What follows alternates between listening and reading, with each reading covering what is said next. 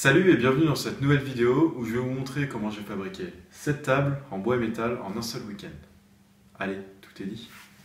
Je commence par découper le bastin en 4 morceaux de 1 mètre environ de long. Vous pouvez voir la liste des outils utilisés dans la description de la vidéo.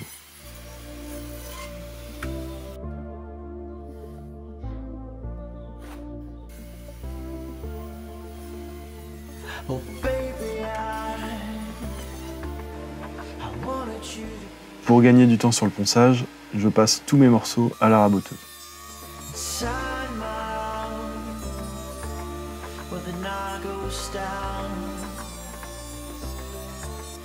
J'aligne les morceaux et je trace 3 repères sur chaque bout pour garder l'alignement de mon plateau. J'utilise alors la défonceuse avec une fraise à lameller pour y faire des encoches.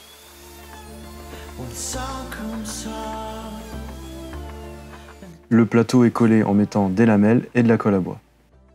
J'utilise des serre-joints dormants au-dessus et en dessous pour garder un plateau bien droit.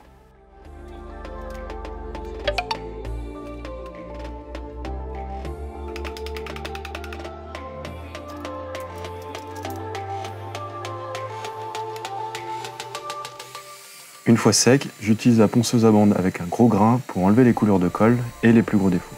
Je passe ensuite à la ponceuse orbitale avec un grain 80, puis un grain 120, et enfin un grain 240 pour avoir un fini bien lisse. Pour la finition, j'applique la même teinture couleur chêne moyen que sur la lampe que j'ai réalisée, et je finis avec un vernis incolore. Après cela, je ponce une dernière fois le plateau avec un grain 320. Le plateau étant maintenant prêt, je passe donc à la réalisation des pieds en métal. Je découpe mes pieds dans une barre de métal de 80 mm de large par 6 mm d'épaisseur. Je trace sur cette barre les endroits où elle sera pliée, puis à l'aide d'une meuleuse, je rainure à l'endroit de ces marques jusque la moitié du matériau.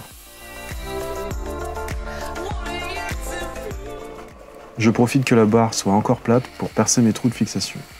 Je les fais en zigzag pour avoir le plus de stabilité possible.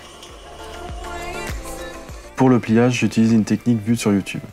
Je viens mettre la rainure au bord du plateau, puis je maintiens la barre avec des serre-joints et je fixe temporairement avec un autre serre-joint un chevron sur la barre pour faire levier. Je n'ai plus ensuite qu'à lever le chevron pour plier ma barre jusqu'à 90 degrés. Une fois fait, je retire tous les serre-joints et je vérifie que mon angle est bon.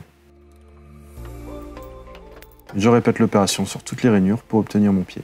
Attention à bien commencer par les deux extrémités puisque ce sont les longueurs les moins longues et donc les plus difficiles à plier. Et pour la finition du métal, j'applique simplement de la peinture en spray de couleur noire. Pour la fixation des pieds au plateau, rien de plus simple, je pose le plateau à l'envers et je viens visser les pieds avec des vis à bois. Ma table est maintenant terminée, si vous avez des questions, n'hésitez pas à les mettre en commentaire.